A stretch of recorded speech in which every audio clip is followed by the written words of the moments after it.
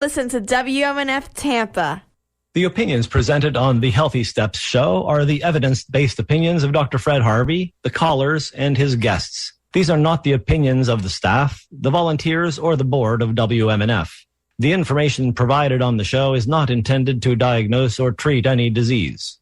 There is no implied patient-physician relationship in these calls. The nature of the calls is educational and informational only. Hello there, my dear listeners. It is wonderful to be back with you in the studio on this absolutely glorious Monday morning. A million thank yous could barely scratch the surface of my gratitude to you, my friend, for keeping your radio dial tuned to WMNF Tampa, the community-supported radio station broadcasting from Tampa Bay to the Gulf of Mexico, and the only quaint little radio station that they stream on Hoth. And you can stream us as well at WMNF.org. Today's show is dedicated to you, my listener. This is our Ask Me Anything edition of the Healthy Steps radio show, The Real Deal with Dr. Fred Harvey here on the main line. You know what to do. If you have any medical questions or concerns, just ring us up at 813-239-9663. Operators are standing by. That number again is 813-239-9663. You can also send an email to dj@wmnf.org. And, of course, you can text us at 813-433-0885. Well, Dr. Fred, I am excited about the vast possibilities of each and every AMA Monday. So let's get this show motoring on down the road. Take it away, Dr. Harvey. Good morning, everybody, and thanks for the intro, Bill. My pleasure as always, and welcome to the show.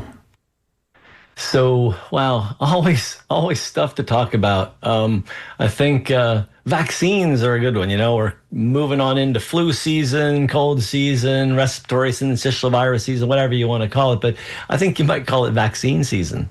Florida has decided to eliminate mandates for childhood vaccines. And this may sound controversial, but I agree with that. Mandates are something that are problematic. They smack of state control of everything.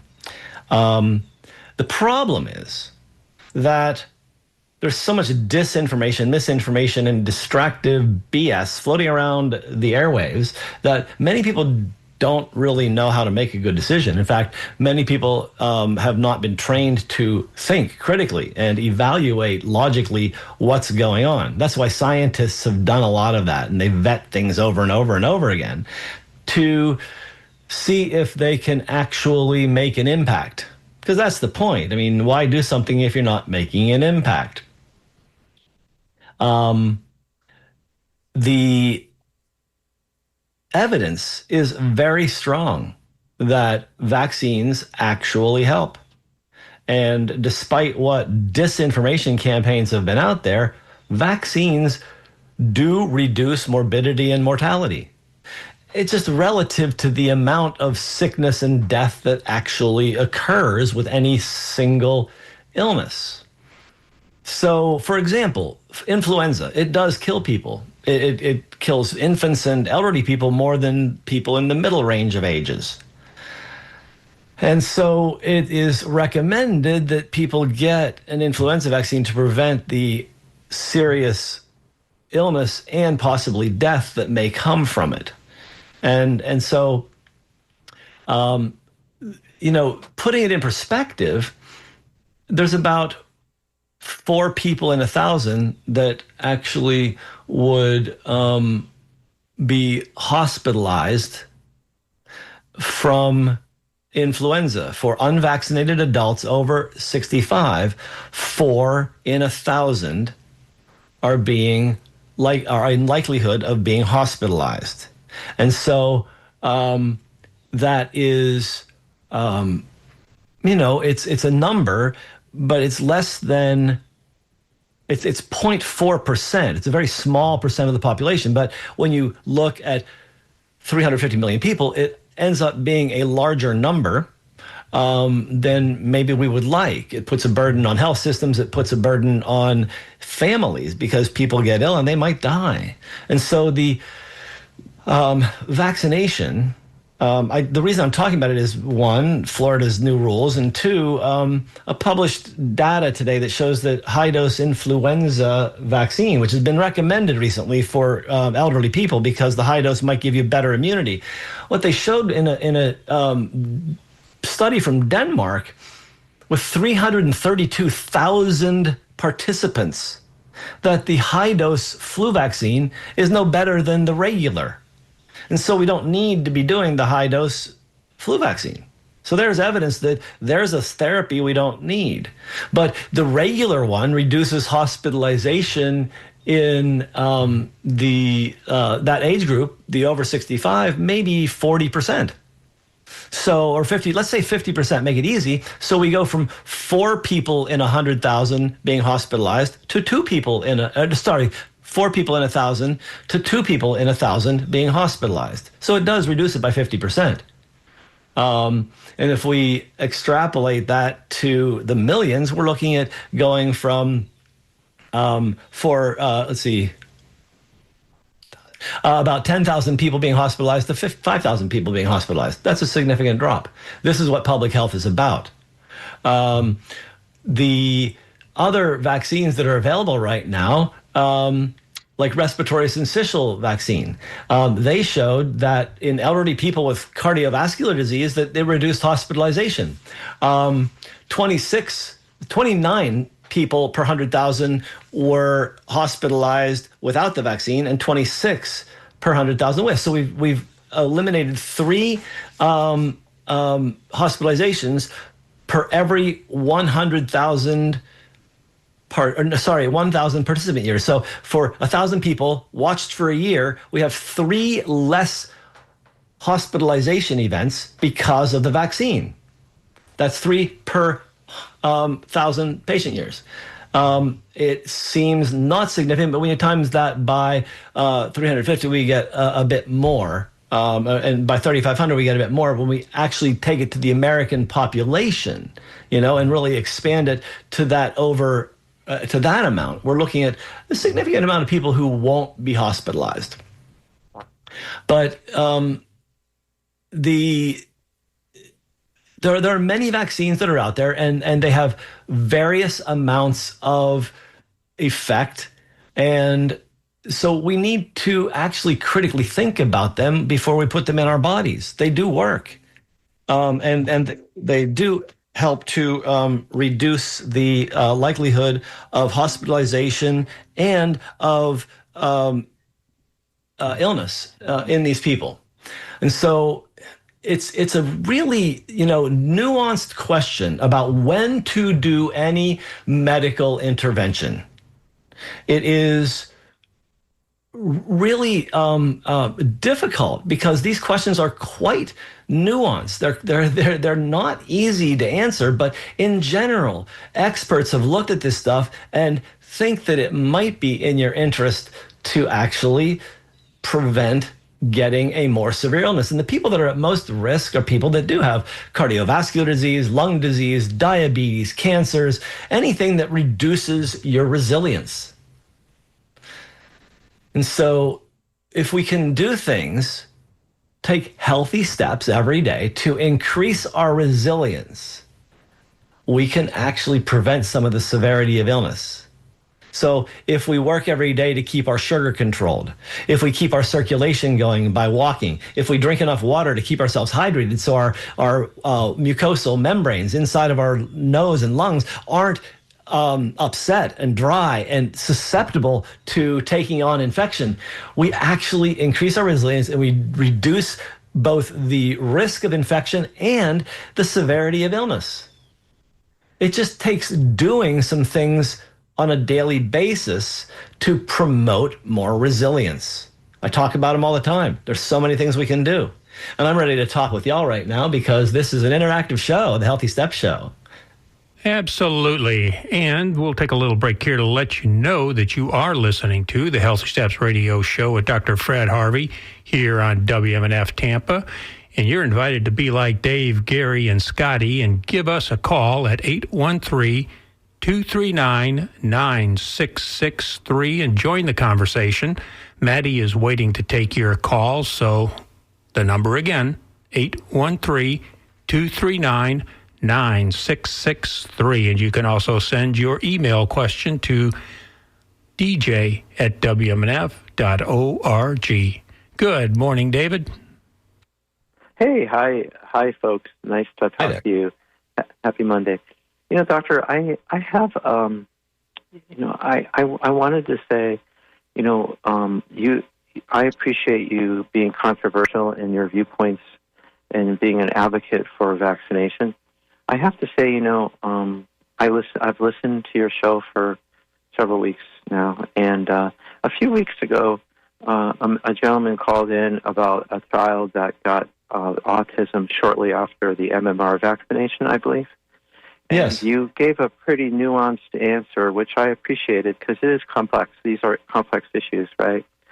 Yes. So I wanted to share that this is not an isolated event. My daughter is 29 years old, and she had regressive autism after the MMR. Within 48 hours of the injection, she lost all her speech and basically her body wasted, and she developed apraxia, and she was diagnosed with autism several months later. And this was before the controversy of autism and association with vaccinations. This was in 1996. So yes. We were completely unaware as new parents about this. So, and I understand these co-factors that could influence a regressive event such as that.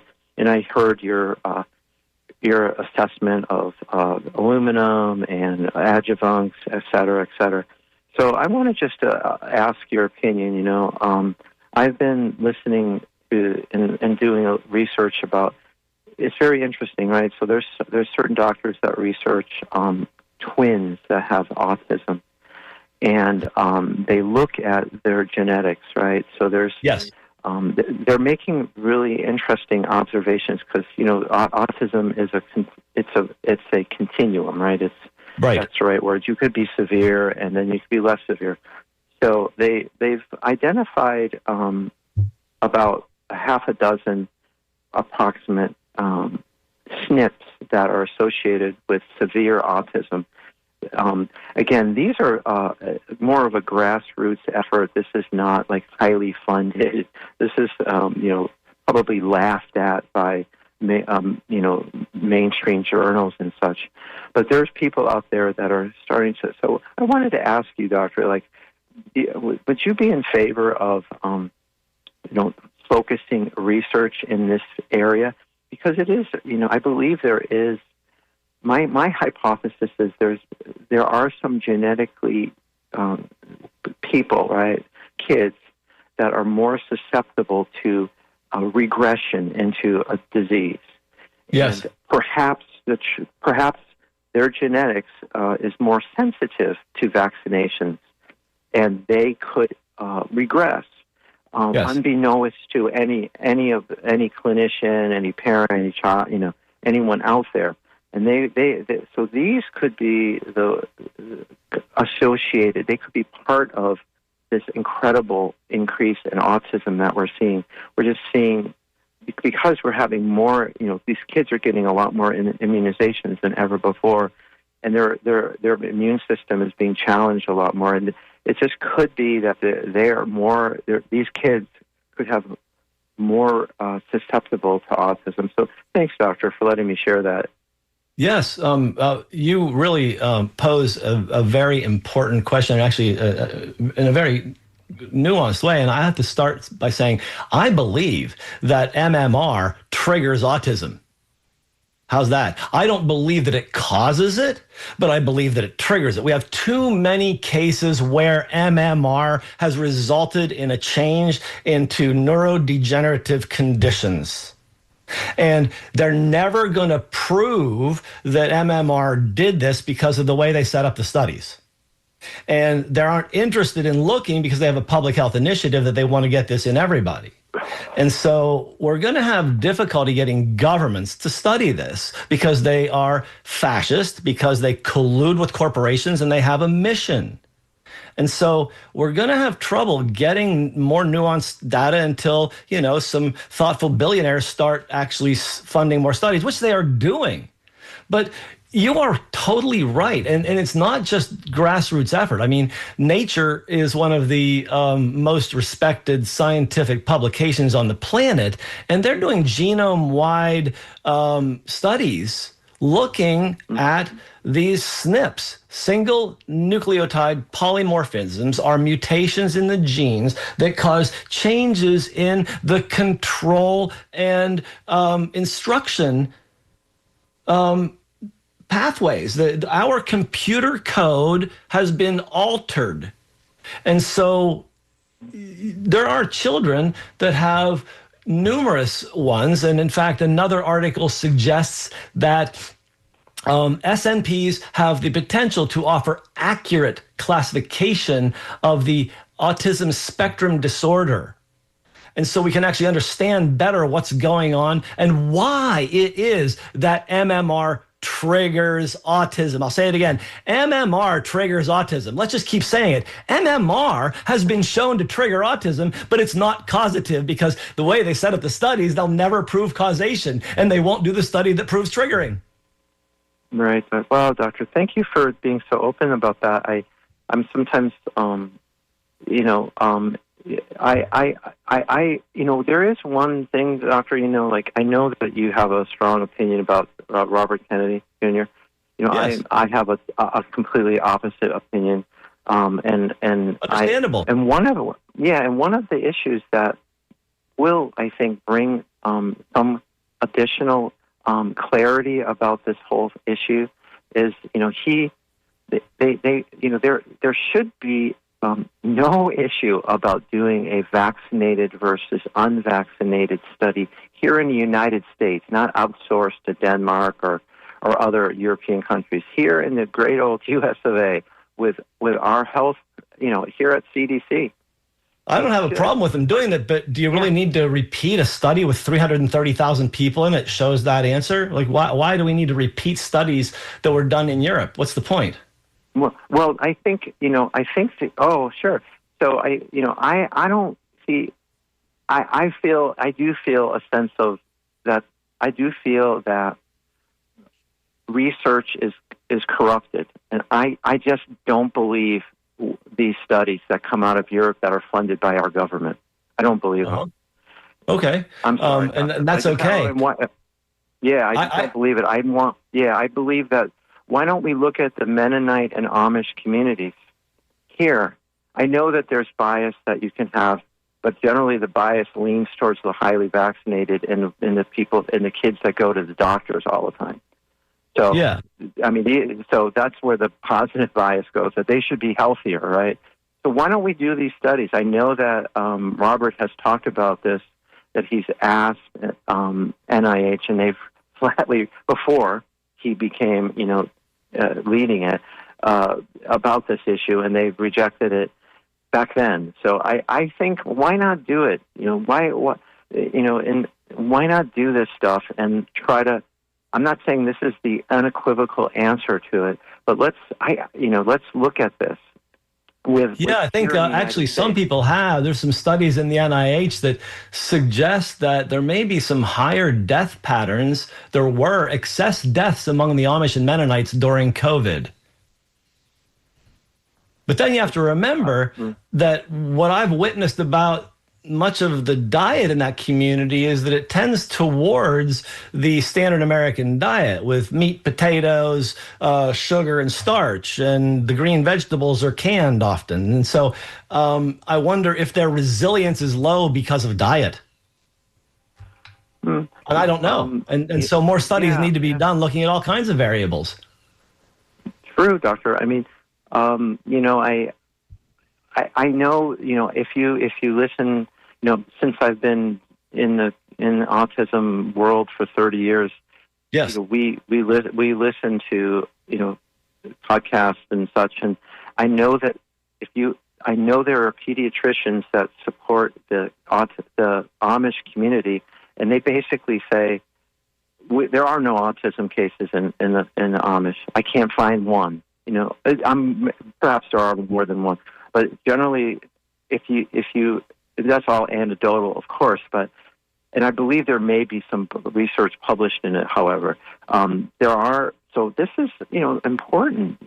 These are people that do, many times reject modern, quote unquote, allopathic medicine, and they look at, they have a different principle. I couldn't speak to it per se, but, I agree that, that being Amish isn't the panacea towards great health. I'm not saying it is, but I'm getting more back into the autism and vaccination links and other factors that could play into this. And let's look at it here in the United States where... Yeah, so let's look at statistics. The autism in Amish community is suggested around 2010 to be around 1 in 271, whereas the rate in the general population is 1 in 31 possibly. But you have to remember that autism is diagnosed. And many Mennonites and Amish don't go to the doctor. They don't believe in doctors or preventive medicine. So is it just getting underdiagnosed in the community? It's present there. So there's lots of nuances that need to be looked at. But I do believe that it's toxicity in general, not the amount of vaccines one gets, that is actually related to the amount of illness we're seeing. Thank you, David. It's been really a good talk. I got lots more on the line. Great to talk. Thank you there, David. Very good conversation you had going there, Doctor. And I do have Gary, Scotty, Tom, and Chris in the lineup. Good morning, Gary. Welcome back to the Healthy Step Show. Well, thank you. Hi, guys. Good morning. Hi, Gary. You know what? First of all, let's get rid of Robert Kennedy. It's disgusting the way he talks. Anyway, my question is, about toothpaste. I have an app on my phone that gives a bad rating for like AIM and Colgate on toothpaste. And is there like organic toothpaste that I could buy? Yes, there are many organic toothpastes out there, very clean ones. I use one that comes from Switzerland. I think they've been making it for about 100 years. It's a combination of salt and baking soda and essential oils. It's called WELEDA, salt toothpaste.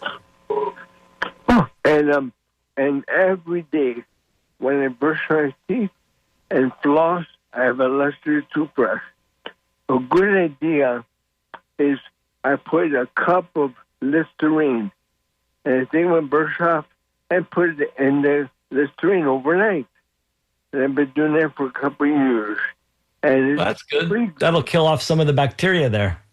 You got it. And that's what I do. Because I don't understand anybody using a regular toothbrush because there's bacteria in there. So I want to tell everybody it's good to brush your brush in Listerine or mouthwash. Thank you.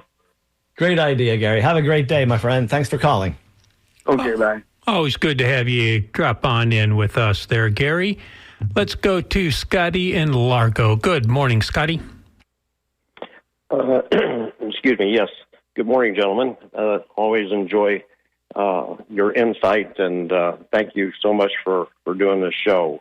You're so welcome. My question, I give you a little background on myself. I'm a 71-year-old male. Always been pretty active and generally healthy. Pescatarian type diet, but active in sports and ran for many, many years and ultimately wore my knees out. So I had my second total knee replacement in November of 24. And I was prescribed Pradaxa post-surgery as a blood thinner. Then in April or May, my Apple Watch noted AFib 2 times while I was sleeping, which kind of I've never had any heart problems, and it was kind of a what's going on. So I talked to my primary care, and he referred me to a cardiologist. He examined me, did an EKG, didn't find anything unusual.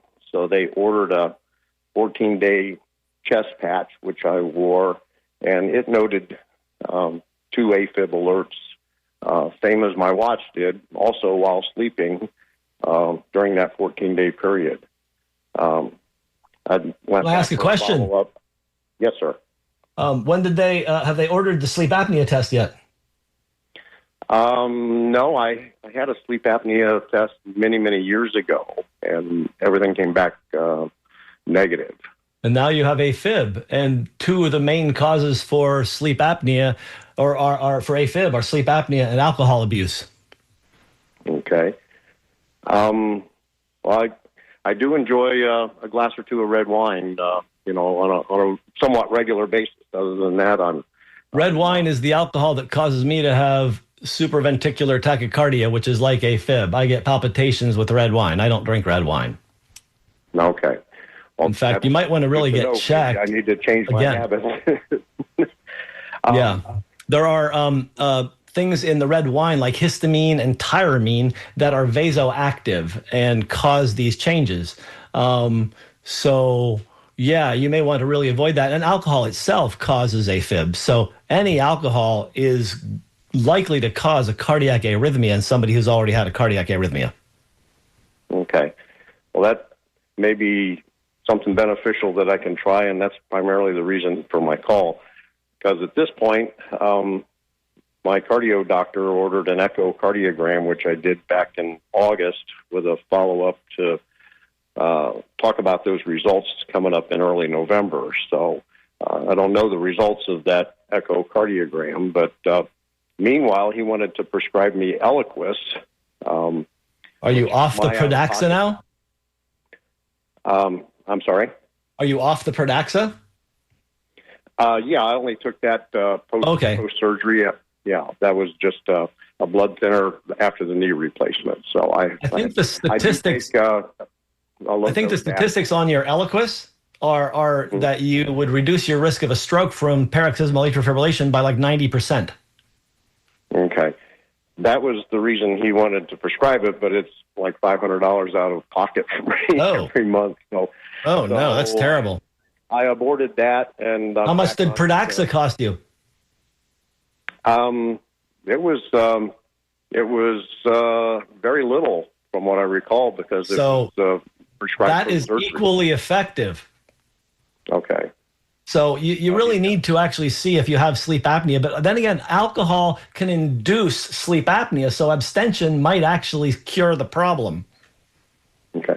Well, both my watch and the chest monitor, I've had, like, according to my watch, maybe 8 incidents in the last 2 years.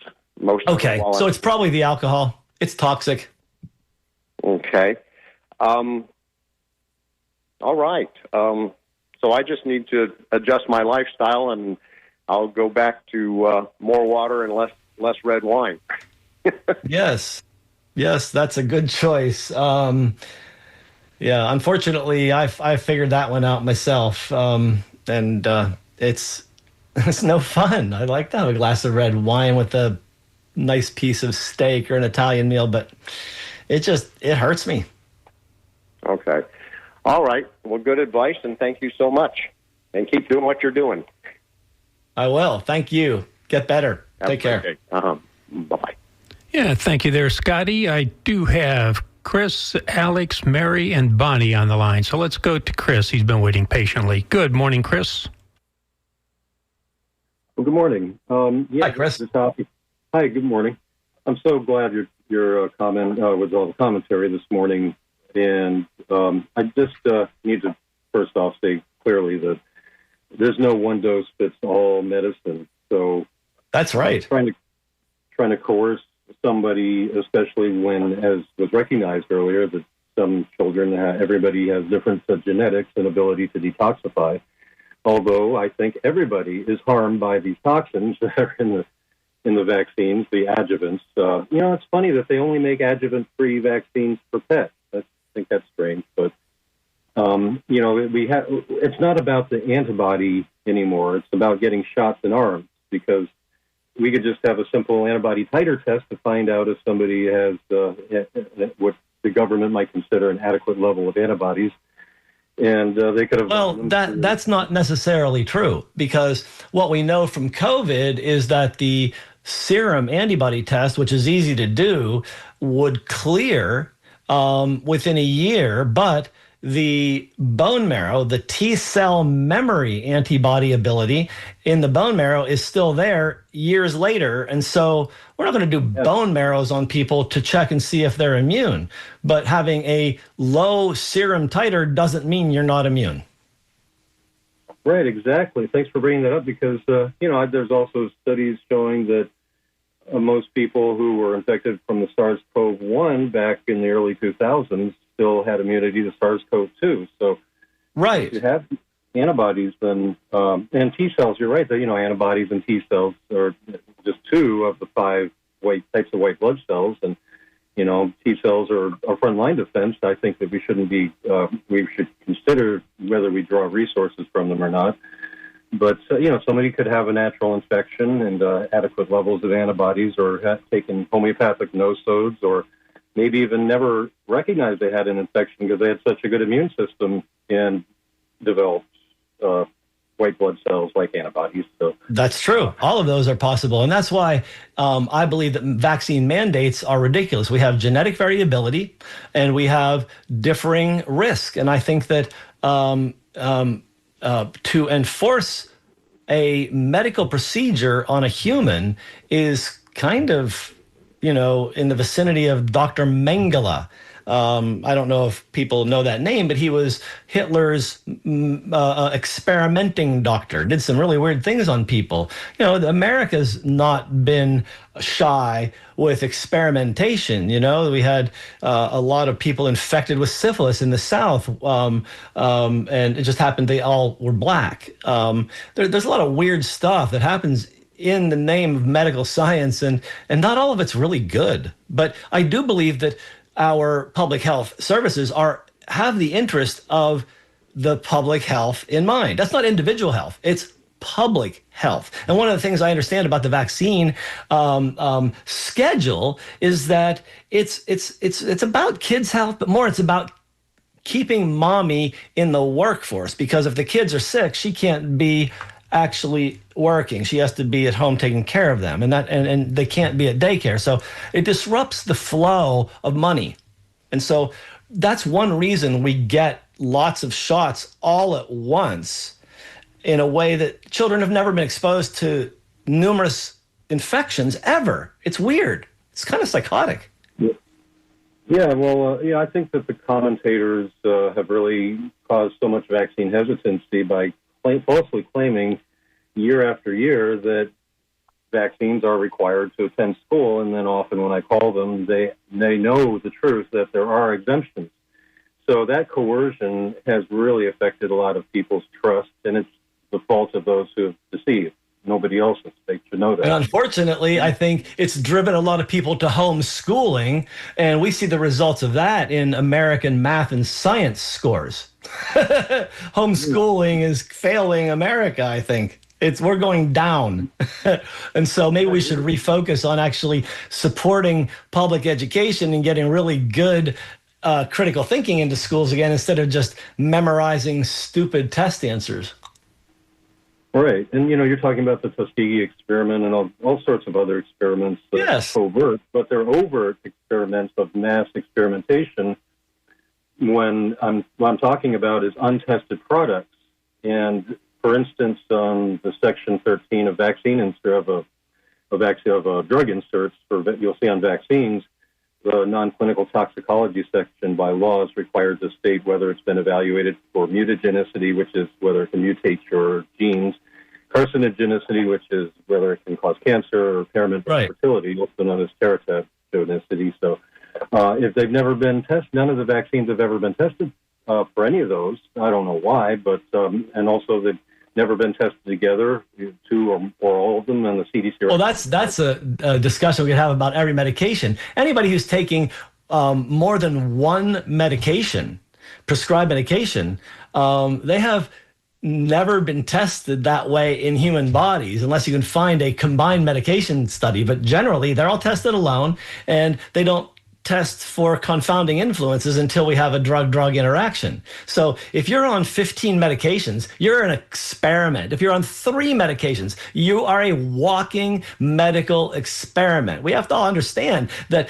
doctors are experimenting every day. Each single medication has been tested and proven to be, quotes, safe and, quotes, effective for the, quotes, label that it's been designed for. Other than that, medicines are used off-label and in combination in experimental ways that nobody has any clue what's happening, which is likely why we have like 250,000 medicine-related deaths in America every year. And it becomes standard of care. And yes, it is. And that's, I was listening to that earlier on Democracy Now!, making wrong the normal standard. We got to end it. Chris, I love talking with you. Let's talk again. Yeah. Also, Section 6 on the inserts says whether Chris, I got to move on, my friend. No placebo testing on the CDC schedules. So. Yeah, I know. They don't. There's so many things we could discuss about it, but I got 3 more on the line behind you. Okie dokie. I've got Alex, Mary, and Bonnie. Good morning, Alex. Hi, Dr. Harvey. Good morning. I have a question. I actually had one question, and then I have some other comments with everything that preceded me. But yes, my question is about sleep apnea treatment.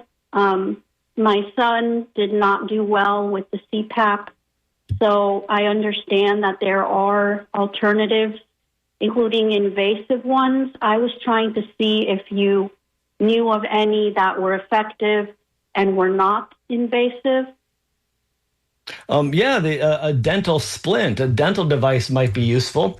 It depends on how severe the issue is. And it also depends on whether there's central sleep apnea or just obstructive peripheral sleep apnea. If it's central, it's all obstructive, then it might work with treating the sinuses, making sure that they're clear, helping with position in bed, making sure sleep hygiene is better, using dental devices. There are also some things that can do tongue stimulation, and there's all kinds of new tools out there. And I have seen people have some success with some of them, like the dental devices. And would they have to do any kind of like mold of his mouth? Okay. And that would be done at the dentist? Or there's actually one that you can order online. It's not too expensive. I can't remember, like a couple $100 versus the $3,000 for the one that's adjustable from some of the local dentists that have a ratchet system in it. This thing's actually pretty cool. One of my patients just ordered it. It seems to work. Do you know what it's called? No. The one I know the name of is the implantable one called Inspire, and another patient's having great success with Inspire. Okay, I'll look into that. And then I just wanted to say, we have to be cautious with the way that we use our words, because we do. I know that the gentleman who called earlier, I don't believe that he would, I don't know him, but I want to believe that he wouldn't be a proponent of having no people with autism in any community. My 2 sons are affected with Fragile X syndrome, and I certainly would never want there to be a world without them. Oh my, I didn't hear that. I didn't hear what you heard there. No, he didn't say that. I'm just, when he said that there were no people with autism in the Amish community, it's definitely, we just have to be careful, because I don't personally want that as a goal. No, but the thing is, that was a misperception on his part, because of the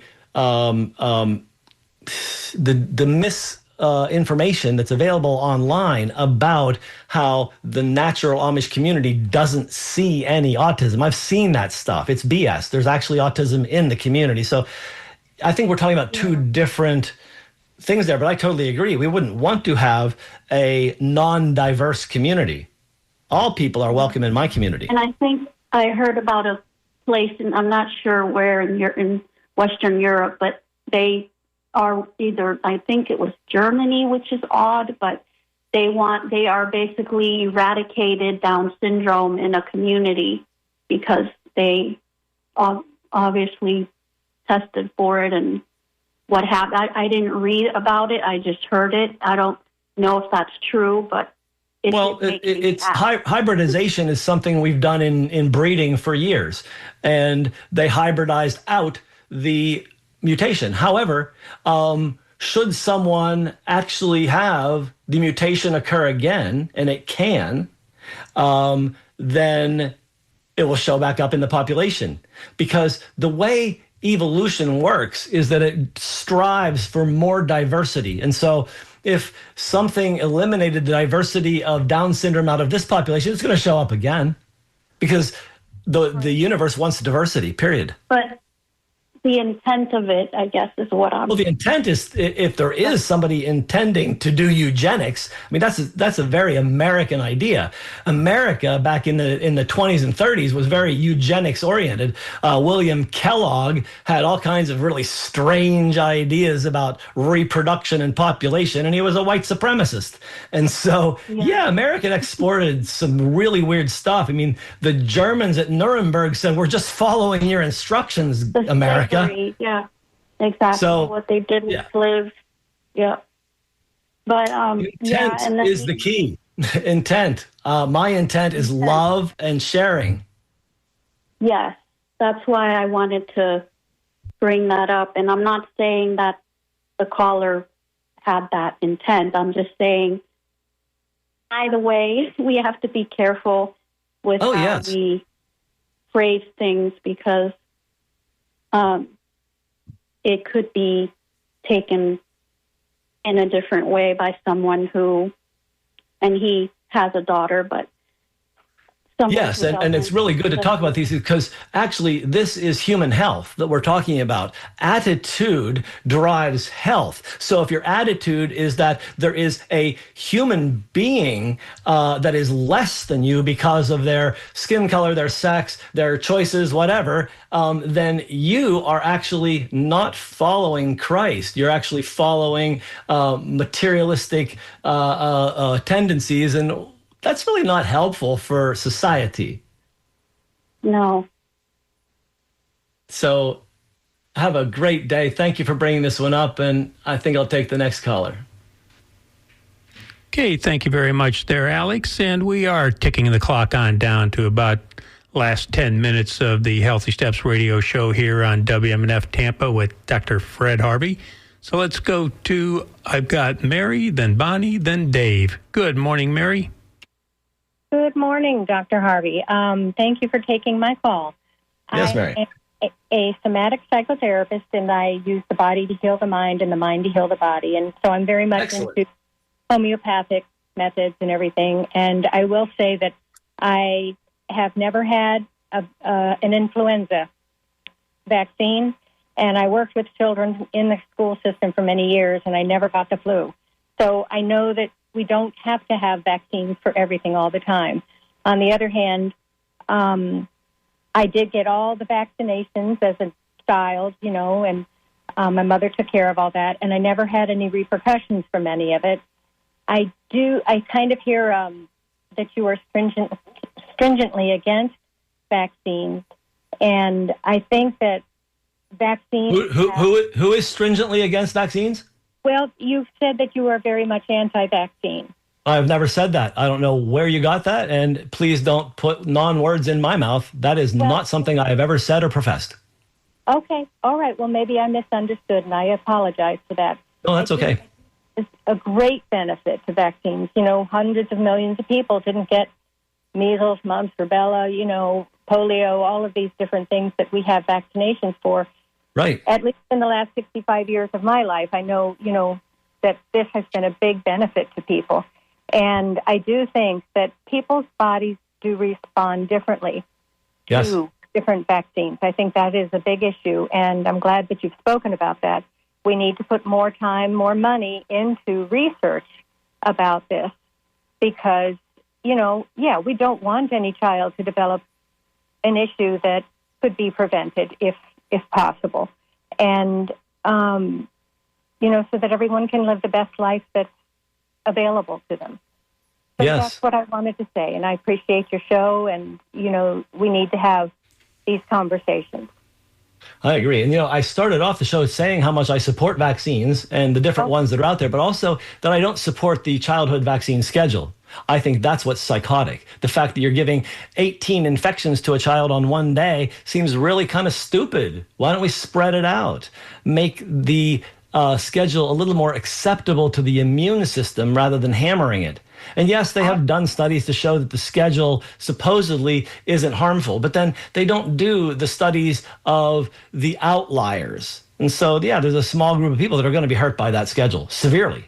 And it's not statistically different from the general population. So they're not going to talk about it in that way. But these are nuanced conversations that don't come out in scientific study. And that's the problem. And then we can extend it to looking at other kinds of drugs. Like they set up the ITEC study for studying ivermectin in the coronavirus infection. And what they discovered was that it reduced mortality, reduced death by 71%. And they said that it wasn't statistically significant because it didn't make it to 95% confidence. It only made it to 91% confidence. Frankly, if we're looking at mortality, I accept 91% confidence. Why don't we try it since it appears that it reduces mortality 71% instead of actually making stuff up? Because that's what they did. They made it, this is arbitrary that they said it doesn't work. And they're allowed to because they made an arbitrary number that says this is statistically significant and this is not. Frankly, I'm fine with 91% likelihood, especially when it's talking about death. But they refuse to accept that ivermectin reduced death by 71% in their own study. And so we really have trouble talking about these things in public because the experts are going to guide it the way they want it. And then it's very difficult to talk about the subject without being called a disinformation disseminator. Yeah, it's a real problem. I think it probably, I know that in my childhood, my mother had to take me different times for different vaccines. I certainly didn't get 18 at once. I know that. And so we need to change the way we think about this stuff and really use more actual human care than following cookbooks. Functional medicine is about human care, treating humans, not treating illness. I don't treat illness in my practice. I don't care what label is there. I care about the human and what's going on in their body. Yes, I do. Me too. I know you do. I love what you're doing there. I had a colleague down here who left us during the pandemic who also did somatic psychotherapy and regression therapy with it. Powerful stuff. I love what you do. Yes, thank you. Yes, I love it too. Wonderful. Thank you. Great to talk with you, Dr. Harvey. Thank you. Thanks, Mary. Well, great talking with you as well there, Mary. Thanks for calling on in. Let's go to Bonnie in Bradenton. Good morning, Bonnie. Good morning, Dr. Harvey. I have a question. In June of 2024, I had a very successful hip replacement. Now, when I go to get any kind of dental care, whether it's a cleaning or a filling replacement, I'm required to pre-medicate 1 hour prior to with 500 milligrams of amoxicillin. Can you explain to me why, and is that dangerous at all to the microbiome in my gut? Thank you for your answer. So they have a theory that you could get that prosthesis, that foreign body that you have in your hip, infected. And so they want you to pre-medicate because if they're going to dig in your gums and put bacteria in your blood, you might have that actually seed into that joint, and then you'd have to have that joint removed because you have to actually take out the foreign body, and that would be terrible. So they're trying to prevent that. But what they have shown over the past couple of decades is that doctors don't pay attention to the studies that they actually produce in their own in their own journals, and they also tend not to pay attention too much to the recommendations from like the American Dental Association, the American Orthopedic Association when it comes to prevention long term. And so to prevent a prosthetic joint infection, they've done some really specific studies. And in a study they published, I think in 2015, no association between dental procedures and prosthetic joint infections. Yet, these people will not change their erroneous and misguided use of antibiotics. And so my suggestion is you say, can you prove to me this is necessary, considering that the American Dental Association suggests that there is no reason to do this? Okay. And then suggest to them that I will be doing the procedure without antibiotics should I feel that I'm going to do it without antibiotics. Are you going to work on me? Yes, they won't work on me if I tell them I won't pre-medicate. So I've been given a prescription for amoxicillin, and I'll just tell them I took it. Actually, I think what you could do is say, could you please read the scientific statement from the American Heart Association and in 2021 for infective endocarditis? And could you read the guideline from 2013, Prevention of Orthopedic Implant Infection in Patients Undergoing Dental Procedures, published in 2013 and revised in 2015? Would you please refer to practice guidelines and explain why it is you want to do something that's not recommended by orthopedics and dentistry? Can you justify your behavior? Make them jump through that hoop. Okay. Well, I appreciate your explanation because no one has been able to give me one other than... Well, they don't want to because they play the stupid game of just doing the same thing over and over again and expecting a different result. That's called insanity. Insanity. Yes, it is. Okay, Dr. Harvey, thank you so much. Have a great day. Hey, you too. I'm going to move over to email now. Thanks a lot. Let's see. Oh, here's an interesting one. I was wondering what causes popcorn lung. I haven't heard that one since I think I was in training, but oh no, I did hear it again recently because popcorn lung is an irreversible destruction of your lung tissue that's caused by chemicals. And there's actually an artificial butter flavoring called diacetyl. And when you microwave popcorn, you get it. And when you do e-cigarettes or nicotine vapes, you get some of that. And so actually, they've been showing in teenagers popcorn lung from overutilization of nicotine vapes. You want to kill yourself? Do some nicotine vapes. It's a really faster method than actually doing it with cigarettes. Because, God, you can't smoke enough cigarettes to do popcorn lung, but you can eat holes in your lung with nicotine vapes. Go for it, guys. What a brilliant thing for the FDA to allow on the market. We know who runs the FDA, don't we? Oh, my. What a way to end the show. Thanks for that question. I like things like that. Always like to stir up some controversy before I sign off and say, thank you, Bill, for running the boards. And Maddie, couldn't do it without you. And oh, my. The people I really couldn't do it without is all you listeners and callers. Thank you.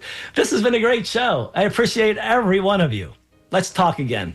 Well, it would have just been a good show unless you stepped on up to be the maestro there, Doctor. We really appreciate it. You always create a great show, interesting to the listeners and to the callers. And I do want to thank Maddie as well. She makes this show possible by handling the phones for us. And everybody on out there, thank you for listening and supporting WMNF in Tampa. Stay healthy.